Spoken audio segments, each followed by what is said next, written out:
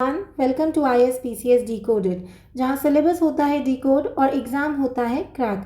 आज हम कवर कर रहे हैं NCERT क्लास 11 का chapter number 2, the arts of Indus valley civilisation. ये टॉपिक UPSC और UPPCS दोनों के लिए काफ़ी इंपॉर्टेंट है। तो चलिए शुरू करते हैं सिंप्लीफाइड और एग्ज़ाम फोकस ब्रेकडाउन के साथ। इंडस वैली सिविलाइजेशन की कला काफ़ी पुरानी थी, लगभग 2500 BCE के आसपास। उनकी कला के अलग अलग रूप हमें एक्सकेवेशन में मिले हैं, जैसे कि स्कल्पचर्स यानी कि मूर्तियाँ, सील्स यानी कि मोहरे, पॉटरी यानी कि मिट्टी के बर्तन, ज्वेलरी यानी कि गहने और टेराकोटा से बनाई गई फिगर्स। इन सब चीज़ों से ये पता चलता है कि उस समय के लोग काफ़ी इमेजिनेटिव और आर्टिस्टिक थे। उन्होंने इंसान और जानवरों की जो भी फिगर्स बनाई वो काफ़ी रियलिस्टिक थी। इनमें अनाटॉमिकल डिटेल्स यानी कि शारीरिक बनावट को बड़े ध्यान से दिखाया गया था। टेराकोटा फिगर्स खासकर जानवरों की बहुत केयरफुली मॉडल की गई थी, जिसमें जैसे किसी ने सच में जानवर को ऑब्जर्व करके बनाया हो। इंडस वैली की दो सबसे बड़ी साइट्स थी। पहली थी हड़प्पा जो नॉर्थ में थी, और दूसरी थी मोहेंजोदारो जो कि हमें साउथ में देखने को मिली। दोनों इंडस रिवर के पास अपना बेस बनाए हुए थी। ये दोनों शहरों की दुनिया को पहली बार प्लान सिटी का कॉन्सेप्ट दिया। पूरे शहर ग्रिड पैटर्न में बने थे, यानी कि सीधी सड़कें प्रॉपर प्लानिंग के साथ, जैसे आज के मॉडर्न सिटीज़ में होता है। शहरों में हमें मिले बाज़ार घर बाज़ार, स्टोरेज की फैसिलिटीज़, ऑफिस और पब्लिक बाथ, सब कुछ एक ग्रिड लाइक पैटर्न में, सब कुछ सिस्टमैटिक पैटर्न में था। सबसे ज़बरदस्त चीज़ थी उनका ड्रेनेज सिस्टम। इतना एडवांस कि आज के कुछ टाउन्स में भी वैसा नहीं मिलता। आज हड़प्पा और मोहेंजोदारो पाकिस्तान में हैं, लेकिन इंडिया में भी कुछ इंपॉर्टेंट साइट्स मिल चुकी हैं, जैसे कि लोथल और धोलावीरा गुजरात में है, राखीगढ़ी हरियाणा में है, रोपर पंजाब में है, कालीबंगन राजस्थान में है। ये सब साइट्स हमें दिखाती हैं कि इंडस वैली के लोग कैसे सोफिस्टिकेटेड लाइफस्टाइल जीते थे, और उनकी कला और प्लानिंग दोनों आगे के ज़माने से भी काफ़ी आगे थी। नेक्स्ट हमारा आता है स्टोन स्टैचूज़। ना इंडस वैली सिविलाइजेशन के साइट्स जैसे कि हड़प्पा और मोहेंजोदारो से स्टोन, ब्रॉन्ज और टेराकोटा की कुछ मूर्तियाँ मिली हैं। ये मूर्तियाँ ज़्यादा क्वांटिटी में नहीं है, लेकिन बहुत ही रिफाइंड और सुंदर बनाई गई हैं। हड़प्पा और मोहेंजोदारो से मिली स्टोन स्कल्पचर्स एकदम परफेक्ट एग्जाम्पल हैं उनके आर्टिस्ट 3D फॉर्म को कितने अच्छे से समझते थे। यानी उन्होंने वॉल्यूम, शेप और स्ट्रक्चर को हमें रियलिस्टिकली दिखाया है। स्टोन में दो खास मेल फिगर्स मिले, पहला है टॉर्सो और दूसरा है बस्ट। जो टॉर्सो यानी कि सर और पैर के बिना ऊपर वाला जो बॉडी है उसको हम टॉर्सो बुलाते हैं, वो रेड सैंडस्टोन में बना हुआ है। दूसरा है एक बस्ट यानी सर और थोड़ा सा ऊपर का चेस्ट, जो हमें बियर्डेड मैन का है, जिसकी फिगर हमें यहाँ पे दी गई है, यानी कि bust of a bearded priest, जो सोप स्टोन से बना हुआ है। ये दोनों ही स्ट्रक्चर्स बहुत ही फेमस हैं और इनसे जुड़ा हुआ सिंबलिज्म भी काफ़ी डिस्कस किया जाता है। जो बियर्डेड मैन है, बियर्डेड मैन वाले बस्ट को लोग प्रीस्ट या पुरोहित मानते हैं। इस आदमी ने एक शॉल पहनी हुई है, जैसा हमने यहाँ देखा है, ये शॉल पहनी हुई है और इसमें एक पैटर्न बना हुआ है। ये वाला जो पैटर्न है, यानी कि ये पैटर्न, इसको हम ट्रिफॉइल पैटर्न बुलाते हैं। इस आदमी ने एक शॉल पहनी हुई है जो राइट आर्म के नीचे से निकल के लेफ़्ट शोल्डर तक चली जाती है। ये शॉल पर जो स्पेशल डिज़ाइन है हम उसे ट्रिफॉइल कहते हैं, यानी कि 3 लीफ जैसा डिज़ाइन, जैसे कि कोई क्लोवर हो। इस बस्ट की जो आंखें हैं वो थोड़ी लंबी और आधी बंद हैं, जैसे कोई ध्यान यानी कि मेडिटेशन कर रहा हो। इस बस्ट की आंखें मेडिटेटिव पोज में हैं। ये सब दिखाता है कि इंडस वैली के लोग सिर्फ इंजीनियर नहीं बल्कि आर्टिस्टिक भी थे। उनकी मूर्तियाँ सिर्फ सुंदरता नहीं बल्कि सिंबलिज्म भी लेकर आती हैं। इस मूर्ति की जो नाक है वो अच्छी तरह बनी है, ना ज़्यादा बड़ी ना छोटी, एकदम मीडियम साइज़ की इसकी नाक है। मुंह भी एवरेज साइज़ का है, ना ज़्यादा छोटा है ना ही ज़्यादा बड़ा है। मुंह के ऊपर एक छोटी सी क्लोज कट मुस्टैच यानी कि मूंछ है, जो बिल्कुल नीटली ट्रिम करी गई है, और उसके साथ छोटी सी दाढ़ी और साइड वाले बाल यानी कि विस्कर्स यानी कि जो हमारे साइड के छोटे बाल होते हैं। सो अगर हम बात करें शॉर्ट में, फेस नीट और जेंटल लुक का है, कोई वॉरियर नहीं है, काम और स्पिरिचुअल पर्सन जैसा लग रहा है, इसलिए हम उसे प्रीस्ट या पुरोहित भी बुला सकते हैं। कान की शेप भी काफ़ी इंटरेस्टिंग है, वो डबल शेल जैसे लगते हैं और उनमें बीच में एक होल भी है, जैसे कुछ पहना जा सकता हो, शायद ईयर ऑर्नामेंट या ऐसा कुछ हम पहन सकते हैं। बालों को सेंटर से पार्ट किया गया है, यानी कि बाल बीच से बांट के बनाए गए हैं, और सिर के चारों तरफ एक सिंपल वुमेन फिलेट बांधा गया है, मतलब एक प्लेन कपड़ा जिसे कि हम हेड बैंड की तरह यूज़ किया गया हो। ये हेडबैंड रॉयल्टी या रिलीजियस अथॉरिटी का सिंबल भी हो सकता है। उसके राइट आर्म पर एक आर्मलेट पहना गया है, यानी कि एक बाजूबंद पहना गया है, और उसके गर्दन के आसपास छोटे छोटे होल्स बनाए गए हैं। ये दिखाते हैं कि पहले शायद वहाँ नेकलेस अटैच किया गया था। ये सारे ऑर्नामेंट्स और डिटेल्स दिखाते हैं कि ये आदमी हाई स्टेटस या रिलीजियस फिगर रहा होगा, शायद एक प्रीस्ट या कोई एलीट पर्सन। शॉर्ट में अगर हम बात करें तो नाक, मुंह, मूछ, कान में खूबसूरत ईयररिंग्स, बाल पार्टेड, बंद हेडबैंड, बाजू आमलेट, गले में नेकलेस का हिंट। अब अगर हम बात करें ब्रॉन्ज कास्टिंग की, तो इंडस वैली के लोगों ने ब्रॉन्ज कास्टिंग का आर्ट काफ़ी बड़े स्केल पर यूज़ किया था। ये उनकी मेटल स्कल्पचर बनाने की एडवांस टेक्निक थी। इनकी ब्रॉन्ज मूर्तियां बनाने के लिए एक स्पेशल मेथड यूज़ होता था जिसे हम कहते थे लॉस्ट वैक्स टेक्निक, यानी कि वैक्स गया मेटल आया। तो इसमें होता क्या था, सबसे पहले आर्टिस्ट एक वैक्स की फिगर बनाता था, जैसे लड़की या जानवर। फिर उस वैक्स फिगर को क्ले यानी कि मिट्टी से पूरी तरह से कवर कर दिया जाता था और सूखने के लिए छोड़ दिया जाता था। जब क्ले हार्ड हो जाती थी तो वैक्स को हीट करके मेल्ट किया जाता था। फिर उस मोल्टन वैक्स को एक छोटी सी होल से बाहर निकाल दिया जाता था। रिजल्ट एक खोखला यानी कि होलो मोल्ड क्ले के अंदर बन जाता था। अब उस होलो मोल्ड यानी कि जो खोखला मोल्ड बन गया है उसमें पिघला हुआ मेटल डाला जाता था। मोस्टली हम उसमें ब्रॉन्ज डाला करते थे। ठीक है, ये मोल्टन मेटल उस ओरिजिनल शेप का एग्जैक्ट रेप्लिका बन जाता था। जब मेटल ठंडा हो जाता था तो क्ले कवर को तोड़ दिया जाता था और अंदर से एक ब्रॉन्ज की परफेक्ट स्कल्पचर मिलती थी, यानी कि एक परफेक्ट मूर्ति मिलती थी। इस तरह के ब्रॉन्ज स्कल्पचर्स में हमें ह्यूमन और एनिमल्स दोनों ही फिगर्स मिले हैं। सबसे मशहूर ह्यूमन फिगर है डांसिंग गर्ल, एक छोटी ब्रॉन्ज मूर्ति जो मोहनजोदारो से हमें मिली थी। अगर एनिमल फिगर्स की बात करें तो एनिमल फिगर्स में भी आर्टिस्टिक डिटेलिंग दिखाई देती है। एक बफेलो जिसका सर ऊपर की तरफ, पीठ उभरी हुई और सींग गोल बने हैं। एक छोटा गोट यानी कि बकरी भी मिलता है। ये सब फिगर्स भी हाईली आर्टिस्टिक क्वालिटी के हमें देखने को मिलते हैं, जो उस समय की आर्टिस्टिक फिगर्स और आर्टिस्टिक क्लैरिटी के बारे में हमें बात करता है। ब्रॉन्ज कास्टिंग सिर्फ एक या दो जगह नहीं, हर मेजर इंडस साइट में पॉपुलर थी। जैसे कि लोथल से कॉपर का डॉग और बर्ड मिले थे, कालीबंगन से ब्रॉन्ज का बुल मिला था। इनकी क्वालिटी हड़प्पा और मोहनजोदारो के ह्यूमन ब्रॉन्ज स्कल्पचर जैसी ही अच्छी थी। ये क्लियरली दिखाता है कि मेटल कास्टिंग एक कॉन्टिन्यूस ट्रेडिशन रही है। आईवीसी के बाद भी ये कला चली लेट हड़प्पा और चालकोलिथिक में, जैसे कि Daimabad which is in Maharashtra से भी हाई क्वालिटी मेटल स्कल्पचर्स मिले हैं। साइड में देखो ये छोटा सा ब्रॉन्ज कास्टिंग का डेफिनेशन टाइप दिया है। सो ये कहता है कि ब्रॉन्ज कास्टिंग टेक्निक जो हड़प्पा पीरियड में यूज़ होती थी वही तरीके आज भी इंडिया के कई रीजन्स में यूज़ हो रहे हैं। ये बताता है कि ये एक कॉन्टीन्यूस ट्रेडिशन है, यानी हड़प्पन ज़माने से लेकर अब तक ये कला बिल्कुल भी रुकी नहीं है। इंडस वैली की कला में हमें ज़्यादातर ह्यूमन और एनिमल फिगर्स मिलते हैं, चाहे वो स्टोन, ब्रॉन्ज या टेराकोटा में हो, जो हमें क्लियरली दिखाता है कि मूर्तियाँ यानी कि ये जो फिगर स्कल्पचर्स हैं इसकी ट्रेडिशन इंडस वैली के बाद भी लगातार चली। नेक्स्ट हमारा आता है टेराकोटा फिगर्स। टेराकोटा क्या होता है? सो इंडस वैली के लोगों ने टेराकोटा इमेजेस भी बनाई थी, यानी मिट्टी से बनाई गई मूर्तियाँ जो किल्न यानी कि भट्टी में पकाई जाती थी। किस में पकाई जाती थी? भट्टी में। भट्टी को इंग्लिश में क्या बोला जाता है? किल्न। लेकिन अगर हम कंपेयर करें स्टोन और ब्रॉन्ज स्कल्पचर से तो टेराकोटा में ह्यूमन फॉर्म थोड़ा क्रूड यानी कि कम डिटेल्ड होता था, खासकर हड़प्पा और मोहनजोदारो में। लेकिन गुजरात के जो साइट्स हैं जैसे कि लोथल, धोलावीरा और कालीबंगन में ये टेराकोटा मूर्तियाँ ज़्यादा रियलिस्टिक देखने को मिली हैं। टेराकोटा में सबसे इम्पोर्टेंट फिगर है हमारी मदर गॉडेस की फिगर। सो मदर गॉडेस क्या है? ये फर्टिलिटी, नेचर और मदरहुड का सिंबल मानी जाती थी। कुछ टेराकोटा फिगर्स ऐसे भी मिले हैं जिनमें आदमी के मुंह पर दाढ़ी होती है, बाल कॉइल्ड यानी कि घुमावदार देखने को मिलते हैं, उनकी पोस्चर एकदम सीधी होती है, पैर थोड़े दूर होते हैं और हाथ बॉडी के साइड में सीधे बने होते हैं। ऐसे एग्जैक्ट सेम पोस्चर वाले फिगर्स अगर बार बार मिलते हैं तो इसका मतलब ये होता है या ये हो सकता है कि वो आदमी या तो कोई देवता या डीटी था जिसे बार बार बनाया गया हो। एक और इंटरेस्टिंग फैक्ट था हॉन्ट डीटी का टेराकोटा मास्क जो हमें वहाँ पर देखने को मिला। सो यानी एक सींग वाले देवता का चेहरा मिट्टी से बना हुआ जो शायद किसी रिलीजियस रिचुअल में यूज़ किया जाता हो।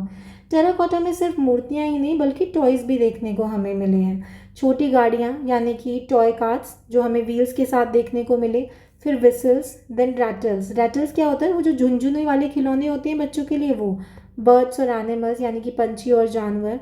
गेम्समैन यानी कि खेल के पीसेस, और छोटी छोटी डिस्क हमें टेराकोटा फिगर्स में देखने को मिली हैं।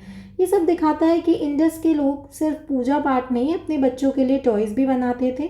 उनका जीवन काफ़ी बैलेंस्ड और डेवलप हुआ करता था। नेक्स्ट हमारा आता है सील्स। इंडस वैली सिविलाइजेशन में हज़ारों सील्स आर्कोलॉजिस्ट ने डिस्कवर की हैं। ये मोस्टली स्टेटाइट यानी कि एक सॉफ्ट स्टोन से बनी होती हैं। कभी कभी ये सील्स एग्जेट, चर्ट, कॉपर, फ्यांस या टेराकोटा से भी बनी हुई हमें मिल जाती हैं, जिसमें कि हम काफ़ी ब्यूटीफुल फिगर्स देखते हैं। सील्स पर बहुत ही सुंदर जानवरों की तस्वीरें बनी होती हैं, जैसे कि unicorn, bull, rhinoceros, tiger, elephant, bison, goat, buffalo etcetera. इन एनिमल्स को अलग अलग पोजेज और मूड्स में दिखाया गया है और ये बहुत रियलिस्टिक लगती हैं, जैसे सच में ऑब्जर्व करके बनाई गई हों। सील्स बनाने का मेन पर्पस कमर्शियल था। शायद माल और सामान का ओनरशिप बताने के लिए हम इन्हें यूज़ किया करते थे। लेकिन कुछ हिस्टोरियंस कहते हैं कि ये जो सील्स हैं, इन्हें हम एमुलेट्स की तरह यानी कि तावीज़ के रूप में भी यूज़ होती थी, जो लोग अपने साथ ले जाते थे। शायद जैसे आज के आइडेंटिटी कार्ड्स यानी कि आईडी कार्ड्स होते हैं। जो स्टैंडर्ड हड़प्पन सील थी वो एक स्क्वायर प्लेक होती थी, अप्रॉक्स 2x2 स्क्वायर का इसका शेप होता था, और मोस्टली ये स्टेटाइट से बनी हुई होती थी यानी कि सॉफ्ट स्टोन से। हर सील पर एक स्पेशल स्क्रिप्ट होती थी, पिक्टोग्राफिक स्क्रिप्ट यानी छोटी छोटी तस्वीरों से बनाई हुई लिखावट। लेकिन अब तक ये स्क्रिप्ट डिसाइफर नहीं हो पाई है, यानी कि हमें अभी ये समझ में नहीं आई पाई है। This is yet to be deciphered. ये काफ़ी बार क्वेश्चन पूछा गया है एग्जाम में।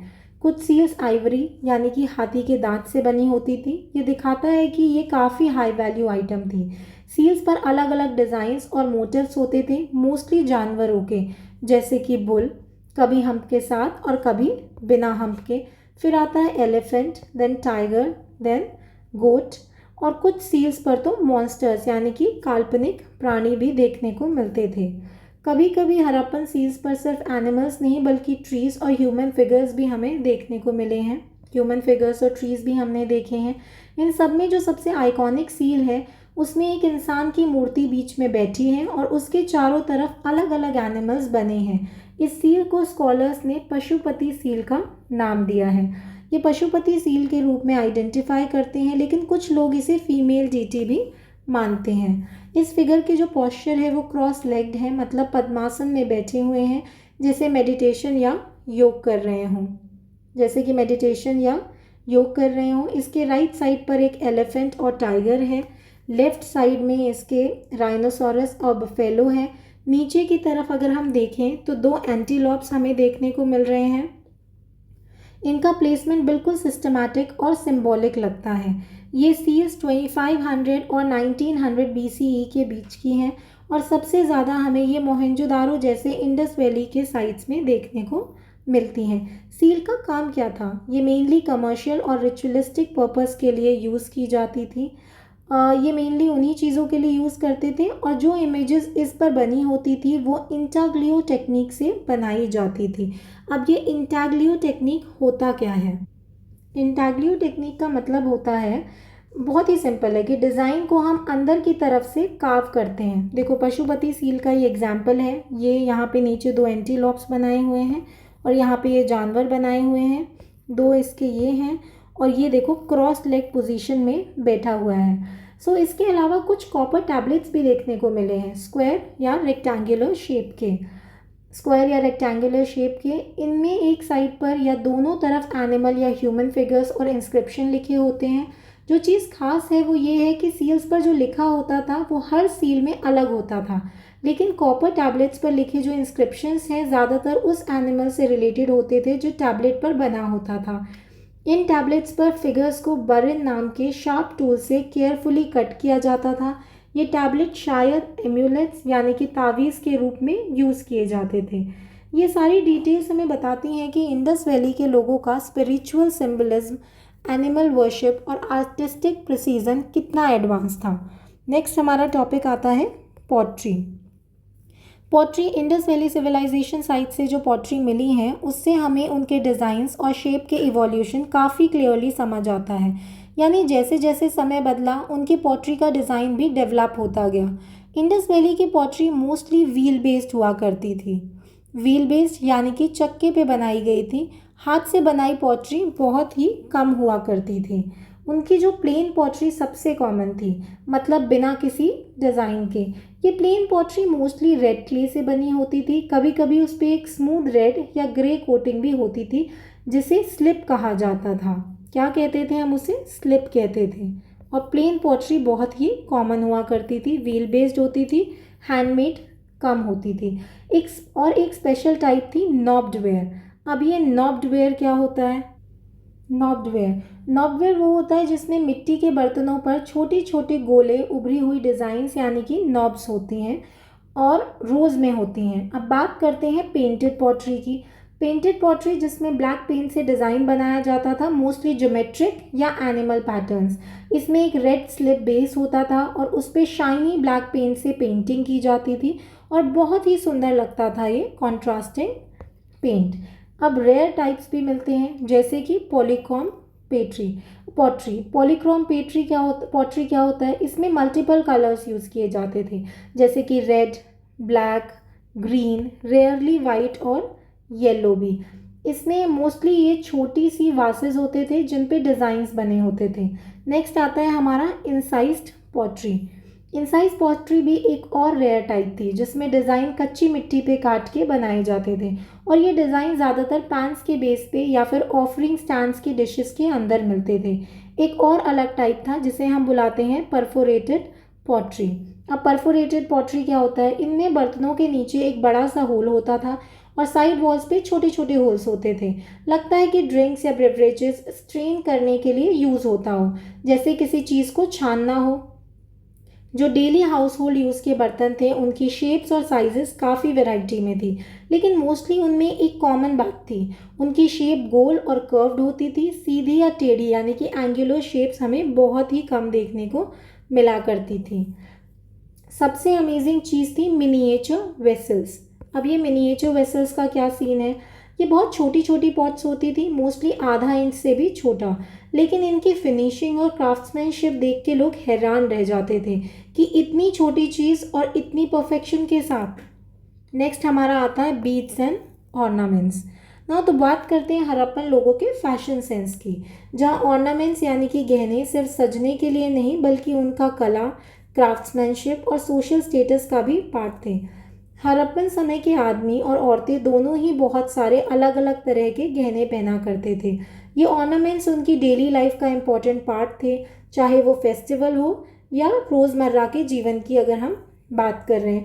हड़प्पन लोग हर तरह के अवेलेबल मटेरियल से ऑर्नामेंट्स बनाते थे। प्रीशियस मेटल्स जैसे कि गोल्ड, सिल्वर, जेमस्टोन्स जैसे कि लापिस लजूली, कार्नेलियन, फियांस सब यूज़ होते थे। और हम लोग सिंपल मटेरियल्स भी यूज़ करते थे जैसे कि बोन्स यानी कि हड्डी, शेल यानी कि शंख, बेक्ड क्ले यानी कि मिट्टी के पक्के टुकड़े से भी गहने बनाए जाते थे।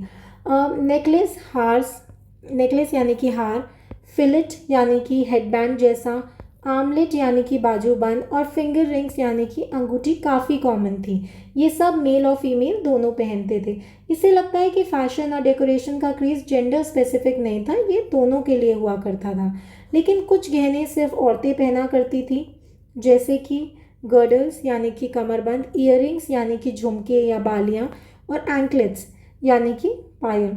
वैसे इन सब बताने की ज़रूरत नहीं है, लड़कियों को पता होगा बट शायद लड़कों को ना पता हो। सो ये क्लियरली शो करता है कि हड़प्पन सोसाइटी में विमेन के लिए अलग ज्वेलरी आइटम्स डिज़ाइन किए जाते थे, ब्यूटी और आइडेंटिटी दोनों के लिए। नेक्स्ट आता है हड़प्पन सिविलाइजेशन के आर्कोलॉजिकल साइट्स जैसे मोहेंजोदारो और लोथल से ज्वेलरी के कई हॉर्ड्स यानी एक जगह पे एक साथ बहुत सारे गहने मिलने। हॉर्ड्स में यहाँ पे लिख देती हूँ ताकि आपको अलग से भी ध्यान रहे कि इसका मतलब क्या होता है। हॉर्ड्स का मतलब होता है कि एक जगह पे एक साथ बहुत सारे गहने मिलने। अब इन हॉर्ड्स में हमें मिलते हैं गोल्ड और सेमी प्रीशियस स्टोन से बने हुए नेकलेसेस, कॉपर ब्रेसलेट्स और कलरफुल बीड्स, गोल्ड इयररिंग्स और हेड ऑर्नामेंट्स यानी कि सर के गहने हमें देखने को मिलते थे यहाँ पे, फियांस पेंडेंट्स यानी कि एक टाइप का ग्लेज्ड सेरेमिक के पेंडेंट्स और बटन्स, और स्टेटाइट्स के बीड्स यानी कि एक प्रकार का सॉफ्ट स्टोन और जेम स्टोन से बने हुए भी बीड्स हमें देखने को मिले हैं। ये सब ऑर्नामेंट्स फाइनली क्राफ्टेड थे यानी बहुत अच्छे से बनाए गए परफेक्शन के साथ। अब हरियाणा के फरमाना नाम के एक साइट पे एक सिमेंट्री मिली है जहाँ लोगों को दफन किया जाता था, वो भी गहनों के साथ। कहाँ देखने को मिला है? फरमाना यानी कि हरियाणा में। ठीक है, इसका मतलब क्या है? इसका मतलब ये हो सकता है कि लोग ज्वेलरी को अपने आइडेंटिटी, प्राइड या सोशल स्टेटस के रूप में यूज़ करते थे, या शायद आफ्टर लाइफ में भी उसका इम्पोर्टेंस मानते थे। नेक्स्ट आता है हमारा बीड इंडस्ट्री। बीड इंडस्ट्री यानी कि बीड्स बनाना एक फुल फ्लेजेड इंडस्ट्री थी हड़प्पन टाइम में। इसका प्रूफ है फैक्ट्रीज जो हमें चन्होदारो और लोथल जैसे साइट्स पे देखने को मिले हैं। बीड्स बनाने के लिए हड़प्पन लोग काफ़ी चीज़ें यूज़ करते थे, जैसे कि carnelian, amethyst, jasper, crystal, quartz, steatite, turquoise, lapis lazuli etcetera. ये सब रेयर स्टोन्स हैं। मेटल्स भी देखने को मिले, जैसे कि कॉपर, ब्रॉन्ज, गोल्ड और शेल, फ्यांस और टेराकोटा और बर्न्ट क्ले, ऐसे नॉन मेटल्स भी देखने को मिले। शेप्स भी काफ़ी डाइवर्स थे, जैसे कि disc shaped, cylindrical, spherical, barrel shaped और सेगमेंटेड। कुछ बीड्स एक से ज़्यादा स्टोन्स को जोड़कर बनाए गए होते थे। कुछ स्टोन्स के ऊपर गोल्ड कवर्स भी हमें देखने को मिला है, और कुछ बीड्स पे डिज़ाइंस पेंटेड, इंसाइज्ड यानी कि चीरे हुए, और पेंटिंग और एच्ड भी देखने को मिले हैं। एच्ड का मतलब होता है बर्न करके डिज़ाइन किए जाते थे। ये सब बताते हैं कि हड़प्पन क्राफ्ट्समैन की टेक्निकल स्किल काफ़ी एडवांस थी। नेक्स्ट हमारा आता है एनिमल मॉडल्स एज बीड्स, यानी कि उन्होंने सिर्फ ज्योमेट्रिकल बीड्स नहीं बनाए, बल्कि मंकीज़ और स्क्विरल्स जैसे जानवरों के नेचुरलिस्टिक मॉडल्स को यूज़ करके भी उन्होंने बीड्स बनाए हैं, जो पिन हेड्स या बीड्स के रूप में यूज़ किए जाते थे। मंकीज़ और स्क्विरल्स जैसे एनिमल्स, ये मॉडल्स इतने रियलिस्टिक होते थे कि आज भी उन्हें देखकर इम्प्रेस होना पड़ जाता है। नेक्स्ट हमारा आता है स्पिनिंग इंडस्ट्री। हड़प्पन हाउसेज में बहुत सारे स्पिंडर्स और स्पिंडल होल्स देखने को मिले हैं। ये बताता है कि हड़प्पन लोग कॉटन और वूल स्पिन करते थे। क्लॉथ प्रोडक्शन उनके लिए एक डेली और कॉमन एक्टिविटी थी। उनकी टेक्सटाइल स्किल्स भी काफ़ी अच्छे से डेवलप थी। इंडस वैली के लोग कॉटन और वूल से कपड़े बनाते थे। ये हमें उनके घरों में मिले काफ़ी सारे स्पिंडर्स और स्पिंडल होल्स से पता चलता है। स्पिनिंग टूल्स अलग अलग मटेरियल्स के बने होते थे। कुछ महंगी फियांस से बने होते थे, तो कुछ सस्ती पॉटरी या शेल से भी हमें देखने को मिला है। अगर अब हम कपड़ों की बात करें तो मेन एंड वुमेन दो अलग अलग कपड़ों का यूज़ करते थे। एक धोती जैसा लोअर गारमेंट देखने को मिला है, और एक शॉल जैसा अपर क्लोथ। शॉल का स्टाइल भी यूनिक था, लेफ्ट शोल्डर पे डाला जाता था और राइट शोल्डर के नीचे से गुजरता था। ये क्लियरली दिखाता है कि कपड़ों में भी एक फैशन सेंस था। इंडस वैली के लोग फैशन के काफ़ी शौकीन थे। अलग अलग हेयर स्टाइल्स का यूज़ होता था और दाढ़ी रखना काफ़ी कॉमन था, स्पेशली अमंग दी मेन। लोग अपने चेहरे को सुंदर बनाने के लिए भी चीज़ें यूज़ किया करते थे, जैसे कि सिनेबार।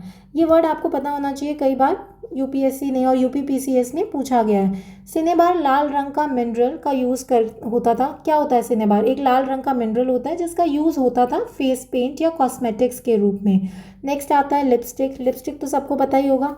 एंड नेक्स्ट है कोलाइरियम विच इज़ अ आईलाइनर। ये एक आईलाइनर है, उसका भी यूज़ होता था, जो उनकी पर्सनल ग्रूमिंग दिखाता है। नेक्स्ट आता है आर्किटेक्चर। धोलावीरा जैसी जगहों से हमें स्टोन से बने हुए स्ट्रक्चर्स मिले हैं, जो ये दिखाते हैं कि इंडस वैली के लोगों को स्टोन स्ट्रक्चर का काफ़ी अच्छा ज्ञान था।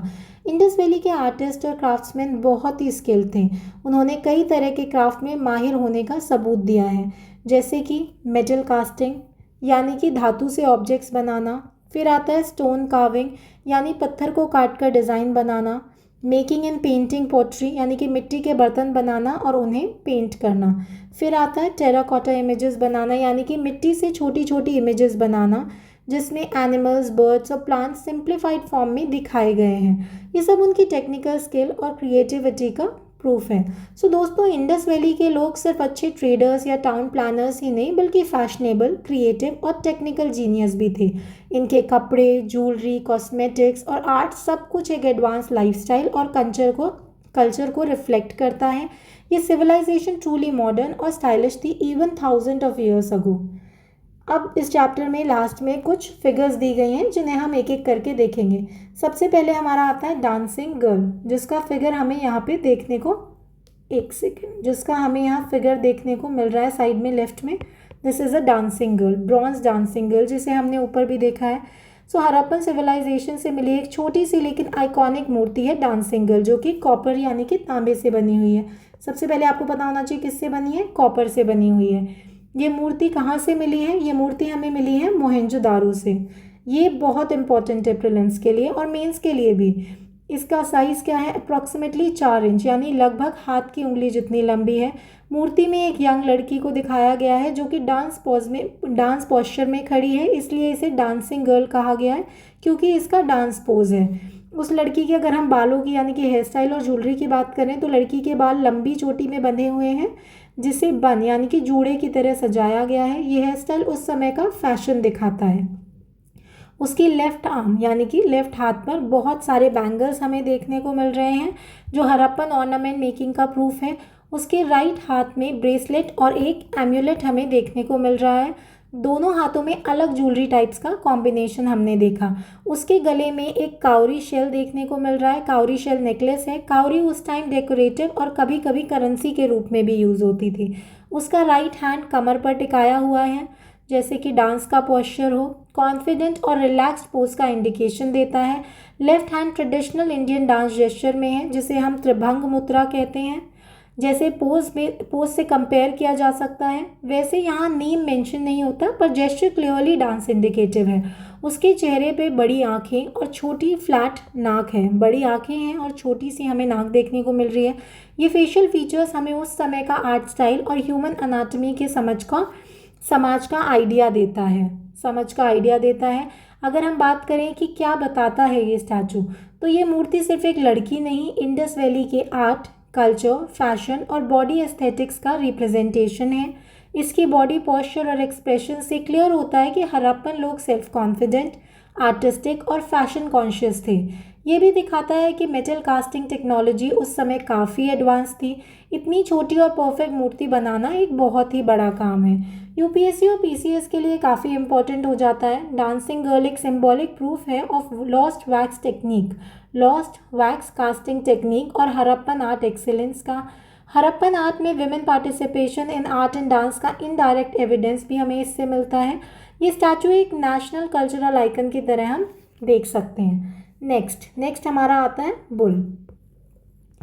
ये सारे फिगर्स बहुत इंपॉर्टेंट है एग्जाम पॉइंट ऑफ व्यू से। आपको इन्हें डिटेल में अच्छे से पढ़ना है, कितने इंच के हैं, कहाँ पे मिले हैं, क्या क्या इसकी डिटेलिंग है, ये पता होना चाहिए।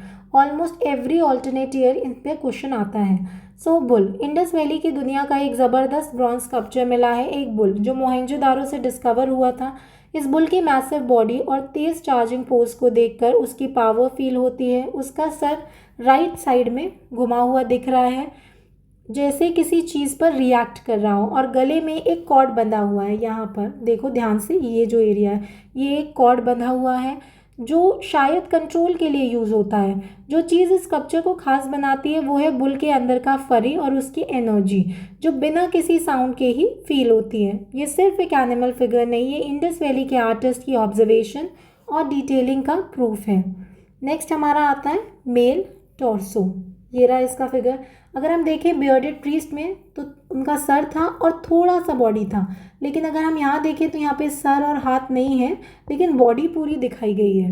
ये आप एक चेंज देख सकते हैं।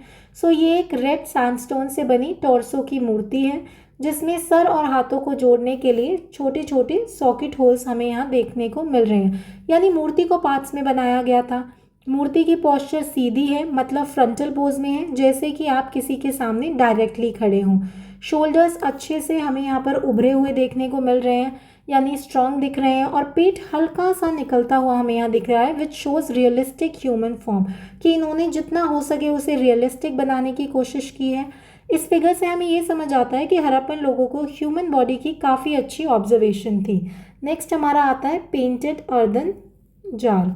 ये घड़ा मोहनजोदारो से मिला है जो पॉटर्स व्हील यानी कि कुम्हार के चक्के पर बनाया गया था और मिट्टी को हाथों के प्रेशर से शेप दिया गया। फिर इसे बेक किया गया यानी मिट्टी को पकाया गया ताकि वो सॉलिड हो जाए। बेकिंग के बाद ब्लैक पेंट से ऊपर का डिज़ाइन बनाया गया और फिर हाई पॉलिश की गई, जिससे जार स्मूथ और शाइनी दिख रहा है। इस पर वेजिटल यानी कि पौधों जैसे यानी कि पत्तों जैसे और ज्योमेट्रिक जैसे कि ट्रायंगल और सर्कल जैसे पैटर्न्स बनाए गए, जो सिंपल तो हैं लेकिन मॉडर्न एब्स्ट्रैक्ट आर्ट फॉर्म को दिखाते हैं। आप ध्यान से देखो, बहुत सुंदर लग रहा है ये। नाउ नेक्स्ट हमारा आता है मदर गॉडेस।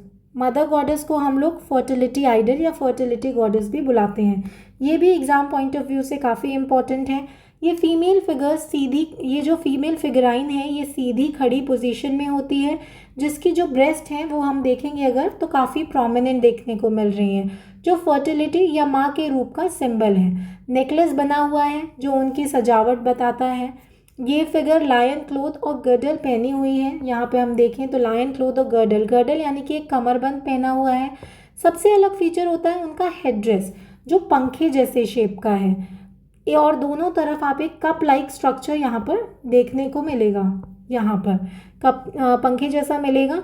इसको fan shaped head dress with cup projections बोला जाता है और ये एग्ज़ाम में डायरेक्टली वर्ड यूज़ हुआ है, इसलिए मैं इस पर आपको ज़्यादा ध्यान देने के लिए बोल रही हूँ। This is important. उनकी आंखें पैलेट आइज के रूप में हैं, आंखों की बात हो रही है, मतलब छोटी, गोल और उभरी हुई हैं। आप देखो काफ़ी गोल बनाया हुआ है।